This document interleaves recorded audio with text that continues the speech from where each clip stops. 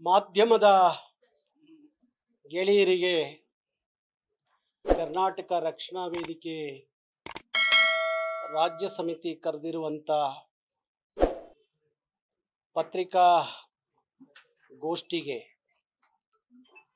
ನಿಮ್ಮನ್ನೆಲ್ಲರನ್ನೂ ಪ್ರೀತಿಯಿಂದ ಅಭಿಮಾನದಿಂದ ಸ್ವಾಗತ ಮಾಡ್ತಾ, ಬಹುಶಃ ಅದೇನೋ ಗೊತ್ತಿಲ್ಲ, ಈ ವರ್ಷದಲ್ಲಿ ಅದು ಕನ್ನಡಿಗರ ಪಾಲಿಗೆ ದುರಂತವೋ ಇಲ್ಲ ಕನ್ನಡಿಗರ ಒಳ್ಳೆ ಗುಣವೋ ಇಲ್ಲ ಕನ್ನಡಿಗರ ಹೃದಯ ಶ್ರೀಮಂತಿಕೆಯೋ, ಆಗಾಗ ಒಂದಷ್ಟು ಕರ್ನಾಟಕ ಕನ್ನಡಿಗರ ವಿಚಾರದಲ್ಲಿ ಮಾತುಗಳು ಜಾಸ್ತಿ ಆಗಿದ್ದಾವೆ. ಹೊರಗಡೆಯಿಂದ ಬಂದಂಥವರು ಇತ್ತೀಚಿನ ದಿನಗಳಲ್ಲಿ ತಾವೆಲ್ಲ ಗಮನಿಸಿದ್ದೀರಿ, ಕರ್ನಾಟಕದ ಬಗ್ಗೆ ಮಾತಾಡುವಂಥದ್ದು, ಕನ್ನಡದ ಬಗ್ಗೆ ಮಾತಾಡುವಂಥದ್ದು, ಇವೆಲ್ಲ ಕರ್ನಾಟಕದ ವಿರುದ್ಧವಾಗಿ ಮಾತುಗಳನ್ನ ಹಾಡೋದನ್ನ ಗಮನಿಸಿದ್ದೀರಿ. ನಮ್ಮ ಪಕ್ಕದ ರಾಜ್ಯವಾಗಿರುವಂಥ ತಮಿಳುನಾಡು ಆಗಾಗ ಕಾವೇರಿಯ ವಿಚಾರದಲ್ಲಿ ನಮಗೂ ಅವ್ರಿಗೂ ಒಂದಷ್ಟು ಸಂಘರ್ಷ ನಿರಂತರವಾಗಿ ನಡೀತಿತ್ತು. ಇತ್ತೀಚೆಗೆ ಆ ಸಂಘರ್ಷಕ್ಕೆ ಒಂದು ಅಂತ್ಯ ಕಾಣಬೇಕು ಅನ್ನೋಕ್ಕೋಸ್ಕರ ಈ ದ್ರಾವಿಡ ರಾಜ್ಯಗಳ ಪ್ರಾದೇಶಿಕ ರಾಜ್ಯಗಳ ವಿಚಾರಗಳಲ್ಲಿ ನಾನೊಂದಷ್ಟು ಎಲ್ಲರ ಜೊತೆಯಲ್ಲಿ ಮಾತಾಡಿ, ನಾವೆಲ್ಲ ದ್ರಾವಿಡ ರಾಜ್ಯದ ಭಾಷೆಗಳೇನಿದ್ದಾವೆ, ದ್ರಾವಿಡ ಭಾಷೆಗಳು ತೆಲುಗು, ತಮಿಳು, ಕನ್ನಡ, ಮಲಯಾಳಂ, ಇವೆಲ್ಲ ಭಾಷೆಗಳು ನಾವು ಒಟ್ಟಾರೆ ಯಾವ ಉತ್ತರದ ಹಿಂದಿಯ ದಬ್ಬಾಳಿಕೆ ಏರಿಕೆ ನಮ್ಮ ಭಾಷೆಗಳ ಮೇಲೆ ಆಗ್ತಾ ಇದೆ, ಅದರ ವಿರುದ್ಧ ನಾವೆಲ್ಲ ಒಟ್ಟಿಗೆ ಹಿಂದಿಯ ವಿರುದ್ಧ ಪ್ರತಿಭಟಿಸಬೇಕು, ಹಿಂದಿಯ ವಿರುದ್ಧ ಮಾತಾಡಬೇಕು ಅಂತ ಹೇಳಿ ನಾನು ಅನೇಕ ಬೇರೆ ಬೇರೆ ದಕ್ಷಿಣ ಭಾರತದ ರಾಜ್ಯಗಳ ಅಲ್ಲಿಯ ಸಾಹಿತಿಗಳು, ಅಲ್ಲಿಯ ಹೋರಾಟಗಾರರು, ಅಲ್ಲಿಯ ಚಿಂತಕರ ಜೊತೆಯಲ್ಲಿ ಆಗಾಗ ಮಾತಾಡ್ತಾ ಇದ್ದೆ. ಈ ದುರಂತ ಏನು ಅಂದರೆ, ಇಂಥದ್ದೊಂದು ಒಗ್ಗಟ್ಟು, ದಕ್ಷಿಣ ಭಾರತದ ಒಗ್ಗಟ್ಟನ್ನ ಮೂಡಿಸುವಂಥ ಸಂದರ್ಭಕ್ಕೆ ಕಮಲಾಸನ್ನು ತಮಿಳು ಮೂಲದ ಒಬ್ಬ ಮಹಾನಟ, ನಟನೆಯ ಬಗ್ಗೆ ನಮಗೆ ಯಾರಿಗೂ ಅಭ್ಯಂತರ ಇಲ್ಲ, ಗೌರವ ಇದೆ. ಕಮಲಾಸನ್ನು ಒಬ್ಬ ಮಹಾನಟ ಅನ್ನೋದು ಗೌರವ ಇದೆ ಅವರ ಮೇಲೆ. ರಾಷ್ಟ್ರ ಮಟ್ಟದಲ್ಲಿ, ಅಂತಾರಾಷ್ಟ್ರ ಮಟ್ಟದಲ್ಲಿ ಖ್ಯಾತಿ ಪಡೆದಂಥ ಒಬ್ಬ ಮಹಾನಟ ಅನ್ನುವ ಅಭಿಮಾನ ನಮಗೂ ಇತ್ತು. ಆದರೆ ಮೊನ್ನೆ ಅವರ ಸಿನಿಮಾದ ಕಾರ್ಯಕ್ರಮದ ಸಂದರ್ಭದಲ್ಲಿ, ಪ್ರಚಾರದ ಸಂದರ್ಭದಲ್ಲಿ ಅವರು ಒಂದು ಮಾತನ್ನ ವ್ಯಕ್ತಪಡಿಸ್ತಾ ಹೇಳಿದಂಥದ್ದು, ಕನ್ನಡಿಗರನ್ನ ಕೆರಳಿಸುವ, ಕನ್ನಡಿಗರನ್ನು ಒಗ್ಗೂಡಿಸುವ, ಕನ್ನಡದ ವಿಚಾರಕ್ಕೆ ಬಂದರೆ ಅವನು ಯಾರೇ ಎಷ್ಟೇ ದೊಡ್ಡನಾದರೂ ಬಿಡಲ್ಲ ಅನ್ನುವ ರೀತಿಯಲ್ಲಿ ಒಂದು ರೀತಿಯಲ್ಲಿ ಪ್ರತಿಭಟಿಸುವಂಥ ಒಂದು ಸಂದರ್ಭಕ್ಕೆ ಕಮಲಾಸನ್ ಬಂದು ನಿಂತಿದ್ದಾರೆ. ಅವರು ಹೇಳಿದ ಮಾತು, ತಮಿಳಿನಿಂದ ಕನ್ನಡ ಹುಟ್ಟಿದ್ದು, ತಮಿಳಿನಿಂದ ಕನ್ನಡ ಹುಟ್ಟಿದ್ದು ಅಂತ ಹೇಳಿ ಯಾವ ಆಧಾರಗಳನ್ನು ಇಟ್ಕೊಂಡು ಮಾತಾಡಿದ್ರೋ ಗೊತ್ತಿಲ್ಲ, ಯಾವ ಶಾಸನಗಳನ್ನು ಓದ್ಕೊಂಡು ಬಂದು ಹೇಳಿದ್ರೋ ಗೊತ್ತಿಲ್ಲ, ಯಾವ ಭಾಷಾ ತಜ್ಞರ ಅವರ ಹತ್ರ ವಿಚಾರವನ್ನು ತಿಳಿದು ಮಾತಾಡಿದ್ರೋ ಗೊತ್ತಿಲ್ಲ. ಇದು ಯಾವೂ ಆಗದೆ, ಯಾವ ಆಧಾರಗಳೂ ಇಲ್ಲದೆ, ಯಾವ ಭಾಷಾ ತಜ್ಞರ ಜೊತೆಲೂ ಮಾತು ಆಡದೆ, ಯಾವ ಶಾಸನಗಳನ್ನು ನೋಡದೆ ಏಕಾಏಕಿ ತಮಿಳರನ್ನ ಹೋಲೈಸ್ಲಿಕ್ಕೋಸ್ಕರ ತಮಿಳಿನಿಂದ ಬಂದಂಥದ್ದು ಕನ್ನಡ, ತಮಿಳಿಂದ ಹುಟ್ಟಿದ್ದು ಕನ್ನಡ ಅನ್ನುವ ಭಾರಿ ದುರಹಂಕಾರದ ದುರಾಭಿಮಾನದ ಹೇಳಿಕೆಯನ್ನ ಕೊಡ್ತಾರೆ. ಅವ್ರ ಭಾಷೆ ಬಗ್ಗೆ ಅವ್ರು ಎಷ್ಟು ಬೇಕಾದ್ರೂ ಮಾತಾಡ್ಕೊಳ್ಳಿ, ನಮ್ಮ ಅಭ್ಯಂತರ ಇಲ್ಲ. ತಮಿಳು 10,000 ವರ್ಷದ ತಮಿಳಿಗೆ ಇತಿಹಾಸ ಇದೆ ಅಂತ ಹೇಳ್ಕೊಳ್ಳಿ. ಇಡೀ ಪ್ರಪಂಚದ ಮೊದಲನೆಯ ಸ್ಥಾನದಲ್ಲಿ ತಮಿಳು ಭಾಷೆ ಇದೆ ಅಂತ ಹೇಳ್ಕೊಳ್ಳಿ, ಏನಾರ ಹೇಳ್ಕೊಳ್ಳಿ ಕಮಲಾಸನ್, ನಮ್ಮ ಅಭ್ಯಂತರ ಇಲ್ಲ. ಆದರೆ ಇನ್ನೊಂದು ಭಾಷೆಯ ಬಗ್ಗೆ ಮಾತಾಡುವಾಗ ಕಮಲಾಸನ್ಗೆ ಕನಿಷ್ಠ ಸಾಮಾನ್ಯ ಜ್ಞಾನ ಇರಬೇಕಾಗಿತ್ತು. ನನಗೆ ಆ ಭಾಷೆಯ ಇತಿಹಾಸ ಗೊತ್ತಿಲ್ಲ, ಇಲ್ಲ ಆ ಭಾಷಾ ತಜ್ಞನೂ ಅಲ್ಲ, ಇಲ್ಲ ರಾಜ್ಯದ ಇತಿಹಾಸ ತಜ್ಞನೂ ಅಲ್ಲ ಅಂತ ಇರುವಾಗ ನಾನು ಮಾತಾಡಬಾರ್ದು ಅನ್ನೋ ಸಾಮಾನ್ಯದ ಅರಿವು ಅವನಿಗೆ ಇರಬೇಕಾಗಿತ್ತು ಕಮಲಾಸನ್ಗೆ. ಅದು ಇಲ್ದಲೇ ಅಲ್ಲಿ ತಮಿಳರನ್ನ ಹೋಲೈಸ್ಲಿಕ್ಕೆ ಮಾತಾಡ್ತಾರೆ, ತಮಿಳಿನಿಂದ ಕನ್ನಡ ಹುಟ್ಟಿತು ಅಂತ. ಆ ಸಂದರ್ಭಕ್ಕೆ ನಮ್ಮ ಡಾಕ್ಟರ್ ರಾಜ್ಕುಮಾರ್ ಅವರು, ಕರ್ನಾಟಕದ ಮನೆ ಮಾತಾದಂಥ ಅಣ್ಣ ಅಂತ ಕರೆಸ್ಕೊಳ್ಳುವಂಥ ಡಾಕ್ಟರ್ ರಾಜ್ಕುಮಾರ್, ಇಡೀ ಕನ್ನಡಿಗರನ್ನ ಕರ್ನಾಟಕವನ್ನ ಒಗ್ಗೂಡಿಸುವಂಥ ನಿಟ್ಟಿನಲ್ಲಿ ಭಾರಿ ದೊಡ್ಡ ಗೋಕಾ ಚಳವಳಿ ಅಂತ ಮಹಾ ಚಳವಳಿಯ ನೇತಾರರಾಗಿದ್ದಂಥ ಡಾಕ್ಟರ್ ರಾಜ್ಕುಮಾರ್ ಅವರ ಸುಪುತ್ರ ಅಲ್ಲಿರ್ತಾರೆ, ಶಿವರಾಜ್ ಕುಮಾರ್ ಅವರು ಇರ್ತಾರೆ. ಅವರಲ್ಲಿ ಪ್ರತಿಕ್ರಿಯಿಸ್ಬೋದಾಗಿತ್ತು, ಹೇಳಬಹುದಾಯಿತು, ಕಮಲಾಸನ್ ಅವರೇ ನೀವು ಸುಳ್ಳು ಹೇಳ್ತಾ ಇದ್ದೀರಾ, ಪೊಳ್ಳು ಮಾತಾಡ್ತಾ ಇದ್ದೀರಾ, ತಮಿಳಿನಿಂದ ಬಂದಂಥದ್ದು ಕನ್ನಡ ಅಲ್ಲ, ಇಲ್ಲ ಇನ್ಯಾವುದೋ ಭಾಷೆಯಿಂದ ಬಂದಿದ್ದು ಕನ್ನಡ ಅಲ್ಲ, ಕನ್ನಡಕ್ಕೆ ತನ್ನದೇ ಆದಂಥ ಸ್ವಂತಿಕೆ ಇದೆ, ಇತಿಹಾಸ ಇದೆ, ಪದಕೋಶ ಇದೆ, ವ್ಯಾಕರಣ ಇದೆ, ಎಲ್ಲವೂ ಇರುವಂಥದ್ದು, ಲಿಪಿ ಇದೆ, ಅಗಾಧವಾದಂಥ ಸ್ವಂತ ಲಿಪಿ ಇದೆ, ಇಡೀ ವಿಶ್ವದ ಲಿಪಿಗಳ ರಾಣಿ ಅಂತ ಕರೆಸ್ಕೊಂಡಂಥ ಲಿಪಿ ಕನ್ನಡ, ನಿಮ್ಮ ತಮಿಳ ಅಲ್ಲ ಅನ್ನೋದು ಹೇಳಬೇಕಾಗಿತ್ತು ಶಿವರಾಜ್ ಕುಮಾರ್ ಅವರು. ಆ ಸಂದರ್ಭಕ್ಕೆ ಅವರಿಗೆ ಒಂದಷ್ಟು ಮಾಹಿತಿಯ ಕೊರತೆ ಇತ್ತೋ, ಇಲ್ಲ ಅವರಿಗೆ ಭಾಷೆಯ ಬಗ್ಗೆ ಇಲ್ಲದೆ ಇತ್ತೋ ಗೊತ್ತಿಲ್ಲ, ಮೌನ ವಹಿಸಿರು. ಅವರು ಹೇಳಿದ ಮಾತಿಗೆ ಚಪ್ಪಾಳೆಯನ್ನು ಹೊಡೆದ್ರು, ಇರಲಿ ಅಂತ ಹೇಳಿ ಅನ್ಕೊಳ್ಳೋಣ. ಆದರೆ ಇವತ್ತಿಗೂ ಶಿವರಾಜ್ ಕುಮಾರ್ ಕಮಲಾಸನ್ ಅವ್ರನ್ನ ಸಮರ್ಥನೆ ಮಾಡ್ಕೊಳ್ಳೋದಿದೆಯಲ್ಲ, ಅದನ್ನು ಯಾವ ಕನ್ನಡಿಗನೂ ಸಹಿಸಲ್ಲ.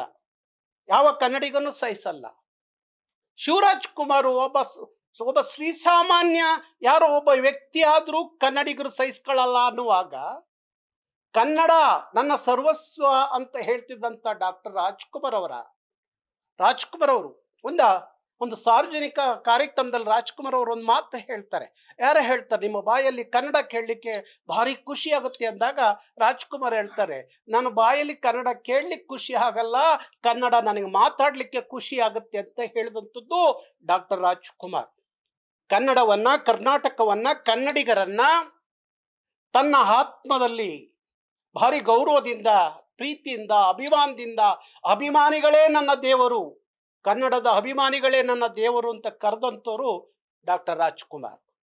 ಅವರ ಹಿರಿ ಮಗ ಶಿವರಾಜ್ ಕುಮಾರ್ ಇವತ್ತಿಗೆ ನೀವು ಸಮರ್ಥನೆ ಮಾಡ್ಕೋತೀರಿ, ಅದೊಂದು ದೊಡ್ಡ ವಿಚಾರವಾ? ಅದನ್ನು ಇಷ್ಟೊಂದು ಬೆಳೆಸ್ಬೇಕಾ? ಮತ್ತೆ ಯಾವುದು ಶಿವರಾಜ್ ಕುಮಾರ್ ಅವರೇ, ಯಾವುದು ದೊಡ್ಡ ವಿಚಾರ? ತಮಿಳು ಭಾಷೆಯೇ, ತಮಿಳು ಸಂಸ್ಕೃತಿಯೇ, ಇಲ್ಲ ಕಮಲಾಸನ ದೊಡ್ಡ ವಿಚಾರ? ನಿಮಗೆ ಕನ್ನಡ ಅನ್ನೋದು 7.5 ಕೋಟಿ ಕನ್ನಡಿಗರ ಭಾವನಾತ್ಮಕವಾದಂಥ ಕನ್ನಡ ನಿಮಗೆ ದೊಡ್ಡದು ಅಂತ ಅನಿಸ್ತಾ ಇಲ್ವಾ? ಇಲ್ಲ ಅದರ ಅಭಿಮಾನಕ್ಕೆ, ಸ್ವಾಭಿಮಾನಕ್ಕೆ ಯಾರಿಂದಲೋ ಧಕ್ಕೆ ಆಗ್ತಾ ಇದೆ ಅಂದಾಗ ಅದನ್ನು ಸಹಿಸ್ಕೊಳ್ಳಿಕ್ಕೆ ಸಾಧ್ಯ ಆಗಲ್ಲ ಅಂತ ಹೇಳುವಂಥ ಧೈರ್ಯ ನಿಮಗಿಲ್ವಾ? ಯಾತಕ್ಕೆ ಶಿವರಾಜ್ ಕುಮಾರ್ ಅವರು ಸಮರ್ಥನೆ ಮಾಡ್ಕೊಳ್ತಾರೆ? ಹಾಗಾಗಿ ಯಾರೇ ಇರ್ಬೋದು, ನಿಮಗೆ ಅವರ ಸ್ನೇಹ, ಅವರ ಬಾಂಧವ್ಯ, ಅವರ ಸಂಬಂಧಗಳು ಅಗಾಧವಾಗಿ ಇರಬಹುದು. ಆದರೆ ಇಡೀ 7.5 ಕೋಟಿ ಕನ್ನಡಿಗರು ಅದನ್ನು ವಿರೋಧಿಸಿ ಧಿಕ್ಕರಿಸಿ ನಿಂತಿರುವಾಗ ಶಿವರಾಜ್ ಕುಮಾರ್ ಅವರು ಸಮರ್ಥನೆ ಮಾಡ್ಕೊಳ್ಳೋದ್ರಲ್ಲಿ ಅರ್ಥ ಇಲ್ಲ. ತಾವು ಸಮರ್ಥನೆ ಮಾಡ್ಕೊಳ್ಳೋದು ಬಿಟ್ಟು ಶಿವರಾಜ್ ಕುಮಾರ್ ಅವರು ತಕ್ಷಣ ನಿಮಗೇನಾದ್ರು ಕಮಲಾಸನ್ ಬಾರಿ ಹತ್ತಿರವಾಗಿದ್ರೆ, ಒಳ್ಳೆ ಗೆಣತನ ಇದ್ರೆ, ಇಲ್ಲ ನನ್ನ ಹಿರಿಯಣ್ಣ ಅಂತ ಏನಾದ್ರು ಅನ್ಕೊಂಡಿದ್ರೆ ಆ ಕಮಲಾಸನ್ಗೆ ಹೇಳಿ, ನೀವು ಹಾಡಿದ ಮಾತಲ್ಲಿ ತಪ್ಪಿದೆ, ದೋಷ ಇದೆ, ನಿಮಗೆ ಅರಿವಿಲ್ದಲೇ ಮಾತಾಡಿದ್ರೆ ಕ್ಷಮೆ ಯೋಚಿಸಿ ಅಂತ ಹೇಳಿ, ಕನ್ನಡಿಗರನ್ನ ಕ್ಷಮೆ ಕೇಳಿ ಅಂತ ಹೇಳಿ ನೀವು ಕಮಲಾಸನ್ಗೆ ಹೇಳಬೇಕು ಹೊರತು ಕನ್ನಡಿಗರಿಗೆ ಅದೊಂದು ದೊಡ್ಡ ವಿಚಾರವ ಬಿಟ್ಬಿಡಿ ಅಂತ ಹೇಳುವಂಥದ್ದು ಸರಿಯಲ್ಲ. ನಿಮ್ಮ ದೊಡ್ಡ ಮನೆಗೆ ಸರಿಯಲ್ಲ, ನಿಮ್ಮ ದೊಡ್ಡ ಮನೆಯ ಮನೆತನಕ್ಕೆ ಸರಿಯಲ್ಲ. ಹಾಗಾಗಿ ಇವತ್ತವರು ಕನ್ನಡಿಗರು ಏನು ನಿಮ್ಮನ್ನ ಪ್ರೀತಿ ಮಾಡ್ತಾರೋ, ಗೌರವಿಸ್ತಾರೋ, ದೊಡ್ಡ ಮನೆ ಅಂತ ಭಾರಿ ಗೌರವದಿಂದ ನಡೆಸ್ಕೋತಾರೋ ಅದಕ್ಕೆ ಧಕ್ಕೆ ಆಗುತ್ತೆ. ದಯವಿಟ್ಟು ಈಗಲೂ ಶಿವರಾಜ್ ಕುಮಾರ್ ಅವರು ಅದನ್ನ ಸರಿ ಮಾಡಿಕೊಂಡು ಕಮಲಾಸನ್ಗೆ ಬುದ್ಧಿ ಹೇಳಿ. ತಪ್ಪು ದೊಡ್ಡವ್ರು ಮಾಡಿದ್ರು ಅಷ್ಟೇ, ಚಿಕ್ಕವ್ರು ಮಾಡಿದ್ರು ಅಷ್ಟೇ. ನೀವು ಚಿಕ್ಕವ್ರು ಹಾಗಿದ್ರು ದೊಡ್ಡವ್ರು ತಪ್ಪು ಮಾಡಿದಾಗ ಬುದ್ಧಿ ಹೇಳಬಾರ್ದು ಅನ್ನೋದು ಏನು ಅದು ಸರಿ ಇಲ್ಲ ಅನ್ನೋದೇನು ಅನ್ಕೊಳ್ಳಂಗಿಲ್ಲ. ಹೇಳಿ ಬುದ್ಧಿ ಕಮಲಾಸನ್ಗೆ, ನೀವು ಆಡಿದ ಮಾತು ತಪ್ಪಿದೆ. ಕನ್ನಡ ಯಾವುದೇ ಗರ್ಭದಿಂದ ಬಂದಿದ್ದಲ್ಲ, ತಮಿಳಿನ ಗರ್ಭದಿಂದಲೂ ಬಂದಿದ್ದಲ್ಲ, ಸಂಸ್ಕೃತದ ಗರ್ಭದಿಂದಲೂ ಬಂದಿದ್ದಲ್ಲ, ಅದು ಕನ್ನಡದ ನೆಲದ ಸ್ವಂತ ಗರ್ಭದಿಂದಲೇ ಬಂದಿದ್ದು ಅಂತ ಹೇಳುವ ಕೆಲಸವನ್ನ ಶಿವರಾಜ್ ಕುಮಾರ್ ಮಾಡಬೇಕು. ಇನ್ನೊಂದು, ನಮ್ಮ ಮೈಸೂರು ಮಹಾರಾಜರು, ರಾಜ್ಯವಿಲ್ಲದ ಮಹಾರಾಜರು ಯದುವೀರವರ್ಧ ಒಡೆಯರು ಅವರು ಮಾತಾಡುವಾಗ ಒಂದು ಮಾಧ್ಯಮದ ಮುಂದೆ ಒಂದು ಮಾತು ಹೇಳ್ತಾರೆ, ಸಂಸ್ಕೃತದಿಂದ ಬಂದಿದ್ದು ಕನ್ನಡ, ಇನ್ನು ಬೇರೆ ಬೇರೆ ಭಾಷೆಗಳಿಂದ ಬಂದಿದ್ದು ಕನ್ನಡ ಅಂತೇಳಿ. ಮಹಾರಾಜರು ಅವರು ವಿದೇಶದಲ್ಲಿ ಓದ್ಕೊಂಡು ಬಂದ್ರು ಅಂತ ಅನ್ಸುತ್ತೆ. ಅವರಿಗೆ ಕರ್ನಾಟಕದ ಇತಿಹಾಸ ಗೊತ್ತಿಲ್ಲ, ಕರ್ನಾಟಕದ ಭಾಷಾ ಇತಿಹಾಸ ಗೊತ್ತಿರಲಿಕ್ಕೆ ಸಾಧ್ಯ ಇಲ್ಲ. ಅವ್ರು ಗೊತ್ತಿಲ್ಲದ ಮೇಲೆ ಮಾತಾಡಬಾರ್ದಾಗಿತ್ತು. ಅನೇಕರು ಹೇಳ್ತಾರೆ ಸಂಸ್ಕೃತದಿಂದ ಬಂದಂಥದ್ದು ಕನ್ನಡ ಅಂತ ಹೇಳಿ. ಸಂಸ್ಕೃತದಿಂದ ಬಂದಿದ್ದು ಕನ್ನಡ ಅಲ್ಲ, ತಮಿಳಿನಿಂದ ಬಂದಿದ್ದು ಕನ್ನಡ ಅಲ್ಲ ಅನ್ನೋದನ್ನ ನಮ್ಮ ಭಾಷಾ ತಜ್ಞರು, ನಮ್ಮ ಶಾಸನಗಳು ಸಾರಿ ಸಾರಿ ಹೇಳ್ತವೆ, ಸಾರಿ ಸಾರಿ ಹೇಳ್ತವೆ. ಇದರಲ್ಲಿದೆ ನಾವು ಆ ಎಲ್ಲ ಕನ್ನಡದ ಎಲ್ಲ ಇತಿಹಾಸ, ಕನ್ನಡ ಯಾವಾಗ ಹುಟ್ಟಿತು, ಎಷ್ಟು ಸಾವಿರ ವರ್ಷಗಳ ಕನ್ನಡ, ಅದ ಯಾವ್ದಾದ್ರು ಭಾಷೆಯ ಅಂಗಿನಲ್ಲಿ ಹುಟ್ಟಿದ್ದ, ಇಲ್ಲ ಯಾವ್ದಾರ ಪದಗಳಿಂದ ಕನ್ನಡ, ಇಲ್ಲ ಯಾವ್ದಾರ ಲಿಪಿಗಳಿಂದ ಕನ್ನಡ, ಏನೂ ಅಲ್ಲ. ಕನ್ನಡಕ್ಕೆ ತನ್ನದೇ ಆದಂಥ ಎಲ್ಲ ಸ್ವಂತಿಕೆಯಿಂದ ಕನ್ನಡ ಇವತ್ತು ಬೆಳೆದು ನಿಂತಾಗ ಕೆಲವು ಪದಗಳು ಕನ್ನಡದ ಒಳಗೆ ನುಗ್ಗಿರಬಹುದು ಅಷ್ಟೇ. ಕೆಲವು ಪದಗಳು ಸಂಸ್ಕೃತದಿಂದ, ಕೆಲವು ಪದಗಳು ಇನ್ಯಾವುದೋ ಭಾಷೆಗಳಿಂದ ಆಯ್ಕೆ ಆಗಿ ತಗೊಂಡಿರಬಹುದು. ಇಲ್ಲ ಯಾರೋ ನಮ್ಮ ಸಾಹಿತಿಗಳು ಅವರು ಬರೆಯುವಾಗ ಆ ಪದಗಳನ್ನ ಬಳಸಿರಬಹುದು. ಅದರೊಳಗಡೆ ಕನ್ನಡದ ಬೆಳೆದ ನಂತರ ಆ ಪದಗಳು ಅದರ ಒಳ ಹೊಕ್ಕಿರಬಹುದು ಅಷ್ಟೇ. ಅದ ಬಿಟ್ರೆ ಸಂಸ್ಕೃತವೂ ಕನ್ನಡಕ್ಕೆ ತಾಯಿ ಅಲ್ಲ, ತಮಿಳು ಸಹ ಕನ್ನಡಕ್ಕೆ ತಾಯಿ ಅಲ್ಲ, ಇನ್ಯಾವ ಭಾಷೆಯೂ ಕನ್ನಡಕ್ಕೆ ತಾಯಿ ಅಲ್ಲ ಅನ್ನೋದನ್ನ ನಮ್ಮ ಮೈಸೂರಿನ ರಾಜರು ಅರ್ಥ ಮಾಡ್ಕೋಬೇಕು. ಪಾಪ ಅವ್ರಿಗೆ ಯಾರೋ ಹೇಳಿರ್ತಾರೆ ಪಂಡಿತರು, ಅವರ ಆಸ್ಥಾನದ ಪಂಡಿತರು ಯಾರೋ ಹೇಳಿರ್ತಾರೆ. ಅವ್ರಿಗೂ ಗೊತ್ತಿರಲ್ಲ, ಆ ಪಂಡಿತರಿಗೂ ಸಂಸ್ಕೃತದ ಮೂಲದಿಂದ ಬಂದವರು ಇರ್ಬೋದು, ಅದಕ್ಕೆ ಅವ್ರು ಹೇಳಿರ್ತಾರೆ.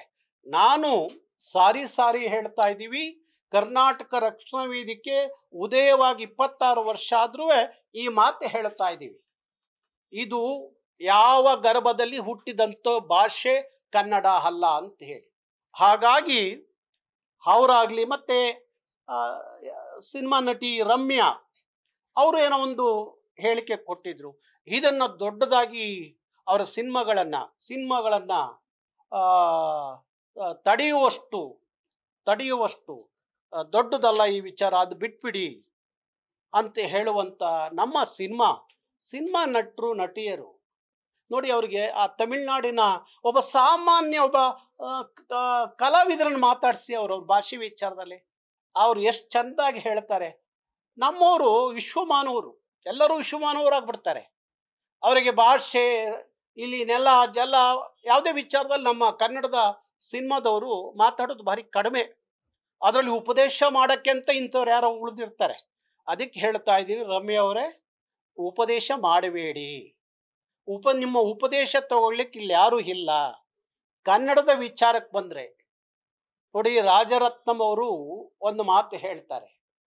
ಅವರ ಪದ್ಯ, ರಾಜರತ್ನಂ ಅವರ ಪದ್ಯ, ಆಜ್ಞೆ ಮಾಡೋ ಹೈಗೋಳೆಲ್ಲ ದೇವರೇ ಆಗ್ಲಿ ಎಲ್ಲ, ಕನ್ನಡ ಸುದ್ದಿಗೆ ಏನಾದರೂ ಬಂದರೆ ಮಾನ ಉಳ್ಸೋಕ್ಕಿಲ್ಲ ಅಂತ ಹೇಳಿ. ಹಂಗೆ ಯಾರೇ ಆಗಿರಲಿ, ಅವರು ಯಾರೇ ಆಗಿರಲಿ, ಈ ನೆಲದಲ್ಲಿ ಕನ್ನಡವೇ ದೊಡ್ಡದು ಹೊರತು ಕನ್ನಡದಕ್ಕಿಂತ ದೊಡ್ಡವರು ಯಾರೂ ಇಲ್ಲ, ಯಾರೂ ಇಲ್ಲ. ಯಾರಾದರೂ ಭಾರಿ ನಾನು ದೊಡ್ಡವರು ಅಂತ ಅನ್ಕೊಂಡ್ರೆ ಅವರು ಮಹಾನ್ ಮೂರ್ಖರು ಅಂತ ಅನ್ಕೋಬೇಕು. ಅದಕ್ಕೋಸ್ಕರ ಆ ಮೂರ್ಖತನದ ವಿಚಾರಗಳನ್ನು ನೀವು ಯಾವುದೋ ಒಂದು ಉದ್ದೇಶ ಯಾರನ್ನೂ ಸಮರ್ಥನೆ ಮಾಡಿಕೊಳ್ಳುವಾಗ ವ್ಯಕ್ತಪಡಿಸಬೇಡಿ. ದಯವಿಟ್ಟು ನೀವು ಯಾರಾದರೂ ಬುದ್ಧಿ ಹೇಳೋರು ಇದ್ರೆ ಕಮಲಾಸನ್ಗೆ ಹೇಳಬೇಕು ಹೊರತು ಕನ್ನಡಿಗರಿಗೆ, ಕನ್ನಡ ಹೋರಾಟಗಾರರಿಗೆ ಯಾರು ಹೇಳುವಂಥದ್ದು ನಿಮಗೆ ಅಲ್ಲ ಅನ್ನೋ ಮಾತನ್ನ ಹೇಳ್ತಾ, ಹಾಗೆ ಇವತ್ತು ಮತ್ತೆ ಕಮಲಾಸನ್ ಅವರು ಹೇಳ್ಕೊಂಡಿದ್ದಾರೆ, ಸಮರ್ಥನೆ ಮಾಡ್ಕೋತಾರೆ. ಇಲ್ಲ, ನಾನು ಆ ಥರ ಕ್ಷಮೆ ಯಾರನ್ನು ಕೇಳಲ್ಲ, ಕ್ಷಮೆ ಕೇಳುವಂಥ ಪ್ರಶ್ನೆನೇ ಇಲ್ಲ, ನಾನು ಹೇಳಿದ್ದು ಸರಿ ಅಂತ ಹೇಳಿ ಸಮರ್ಥನೆ ಮಾಡಿಕೊಳ್ಳುವಂಥ ಕಮಲಾಸನ್ ಅವ್ರ ಸಿನಿಮಾ 5ನೇ ತಾರೀಕು ಬಿಡುಗಡೆ ಆಗಬೇಕು ಕರ್ನಾಟಕದಲ್ಲಿ ಅನ್ನೋದಾದರೆ ಈಗಲೂ ಕಾಲ ಮಿಂಚಿಲ್ಲ. ಕಮಲಾಸನ್ ತಾವು ಮಾಡಿದ ತಪ್ಪಿಗೆ, ಮಾಡದೇ ಇದ್ದ ತಪ್ಪಲ್ಲ, ಮಾಡಿದ ತಪ್ಪಿಗೆ ನೀವು ಕ್ಷಮೆ ಯೋಚಿಸಲೇಬೇಕು. ಕರ್ನಾಟಕದಲ್ಲಿ ಯಾವನಾದ್ರೂ ಒಬ್ಬ ನಟ ನಟಿ ಏನಾದ್ರೂ ಕನ್ನಡದಿಂದಲೇ ತಮಿಳು ಹುಟ್ಟಿದ್ದು ಅಂತ ಹೇಳಿದ್ರೆ ಇಷ್ಟೊತ್ತಿಗೆ ತಮಿಳ್ನಾಡು ಹತ್ತು ಉರಿತಿತ್ತು. ಆದ್ರೆ ನಾವು ಇನ್ನೂ ಸಹಿಸ್ಕೊಂಡಿದೀವಿ ನಿಮ್ಮನ್ನ, ಕನ್ನಡಿಗರು. ಅದೇ ಕನ್ನಡಿಗರ ದೊಡ್ಡ ಹೃದಯವಂತಿಕೆ. ಅದನ್ನ ನೀವು ಎಲ್ಲೋ ಆ ಒಂದು ಹೃದಯ ಶ್ರೀಮಂತಿಕೆಯನ್ನ ಅಸಹಾಯಕತೆ ಅಂತ ಹೇಳಿ ನೀವು ಅನ್ಕೊಳಂಗಿಲ್ಲ. ಗೊತ್ತಾಯ್ತಾ? ಸಾಧುಗೆ ಸಾಧು, ಮಾಧುರ್ಯಂಗೆ ಮಾಧುರ್ಯಂ, ಬಾದಿಪ್ಪ ಕಲಿಗೆ ಕಲಿಯುಗದ ವಿಪರೀತನ್. ಅವತ್ತಿನ ಕಾಲಕ್ಕೆ ಹರೆಭಟ್ಟ ಅನ್ನೋ ಶಾಸನದಲ್ಲಿ ಹೇಳಿದಂಥ ಮಾತು ಕನ್ನಡಿಗರನ್ನ ವಿಚಾರದಲ್ಲಿ. ಹಾಗಾಗಿ ಕನ್ನಡಿಗರನ್ನ ಯಾರೇ ಕೆಣಕಿರೋ, ಕನ್ನಡದ ಬಗ್ಗೆ ಯಾರೇ ಮಾತಾಡಿದ್ರು, ಕರ್ನಾಟಕದ ಬಗ್ಗೆ ಯಾರೇ ಮಾತಾಡಿದ್ರು, ಕರ್ನಾಟಕ ರಕ್ಷಣಾ ವೇದಿಕೆ ಅವ್ರನ್ನ ಬಿಡಲ್ಲ. ಆದ ಎಂಥದಕ್ಕಾದ್ರೂ ನಾವು ರೆಡಿ ಇದ್ದೀವಿ, ಸಿದ್ಧವಿದ್ದೀವಿ.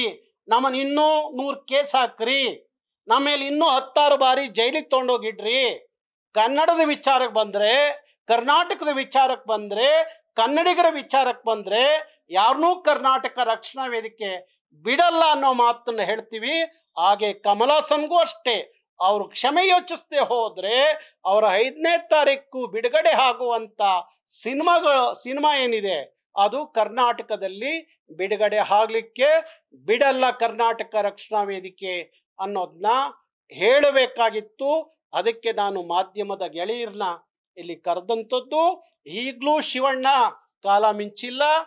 ತಾವು ಕಮಲಾಸನ್ಗೆ ಹೇಳಿ, ಈ ನಾಡಿನ ಒಬ್ಬ ಹಿರಿಯಣ್ಣ ಅಂತಲೇ ತಿಳ್ಕೊಂಡು ಕಮಲಾಸನ್ಗೆ ಬುದ್ಧಿ ಹೇಳಿ ಕ್ಷಮೆ ಕೇಳೋ ಹಾಗೆ ಅವ್ರಿಗೆ ಆದೇಶ ಮಾಡಬೇಕು ಹೊರತು ಕನ್ನಡಿಗರಿಗೆ ಇದೊಂದು ದೊಡ್ಡ ವಿಚಾರ ಅಲ್ಲ, ಬಿಟ್ಬಿಡಿ ಅಂತ ಹೇಳುವ ಮಟ್ಟಕ್ಕೆ ತಾವು ಹೋಗಬೇಡಿ ಅಂತ ಹೇಳಿ ನಾನು ನಿಮ್ಮಲ್ಲಿ ವಿನಂತಿ ಮಾಡ್ಕೋತೀನಿ. ಹಾಗಾಗಿ ದಯವಿಟ್ಟು ಕನ್ನಡಕ್ಕಿಂತ ದೊಡ್ಡವರು ಯಾರೂ ಇಲ್ಲ, ಕನ್ನಡವೇ ದೊಡ್ಡದ್ದು ಈ ನೆಲದಲ್ಲಿ ಅಂತ ಹೇಳಿ ಅರ್ಥ ಮಾಡ್ಕೊಂಡ್ರೆ ಎಲ್ಲರಿಗೂ ಭಾರಿ ಒಳ್ಳೇದು ಅಂತ ಹೇಳ್ತೀನಿ. ಲೇಟೆಸ್ಟ್ ಹಾಗೂ ಇಂಟ್ರೆಸ್ಟಿಂಗ್ ಸುದ್ದಿಗಳಿಗಾಗಿ ಬಾಸ್ ಟಿವಿ ಕನ್ನಡ ಚಾನೆಲ್ನ ಸಬ್ಸ್ಕ್ರೈಬ್ ಮಾಡಿ. ಹಾಗೆಯೇ ಬೆಲ್ ಐಕಾನ್ ಪ್ರೆಸ್ ಮಾಡಿ. ಇದರ ಜೊತೆಗೆ ಫೇಸ್ಬುಕ್, ಇನ್ಸ್ಟಾಗ್ರಾಮ್, ಎಕ್ಸ್ ನಲ್ಲೂ ಮಿಸ್ ಮಾಡದೆ ಫಾಲೋ ಮಾಡಿ.